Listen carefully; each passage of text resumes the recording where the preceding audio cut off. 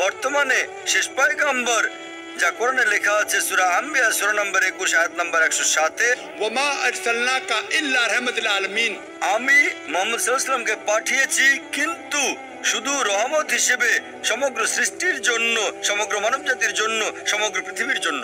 যেহেতু মুহাম্মদ সাল্লাল্লাহু আলাইহি ওয়াসাল্লাম ছিলেন শেষ পয়গম্বর, তাকে শুধুমাত্র মুসলমান বা আরবদের জন্যই পাঠানো হয়নি, তাকে পাঠানো হয়েছিল সমগ্র মানবজাতির জন্য। তাই আজ হয়তো আপনি বাস করছেন ভারতে অথবা ইউএসএতে অথবা ইউকেতে অথবা সিঙ্গাপুরে অথবা সৌদি আরবে, আপনাকে বিশ্বাস করতে হবে শেষ পয়গম্বর মুহাম্মদ সাল্লাল্লাহু আলাইহি সাল্লাম। আর এটা লেখা আছে হিন্দু ধর্মের গ্রন্থেও।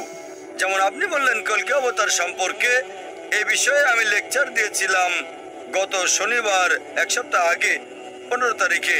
এই মঞ্চে এক সপ্তাহ আগে আমি বলেছিলাম মুহাম্মদ সাল্লাল্লাহু আলাইহি সাল্লামের কথা বিভিন্ন ধর্মের গ্রন্থসমূহে, এবং সেই বক্তব্যে আমি কলকি অবতারের কথাও বলেছিলাম।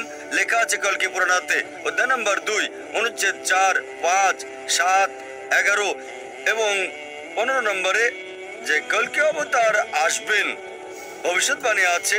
তার পিতার নাম হলো বিষ্ণু ইয়াস, অনুবাদ করলে হয়ে যায় আল্লাহর বান্দা আব্দুল্লাহ। তার মায়ের নাম হচ্ছে সুমতি, অনুবাদ করলে হয়ে যায় শান্তি প্রতিষ্ঠাকারী নারী। এর অনুবাদ হচ্ছে আমিনা।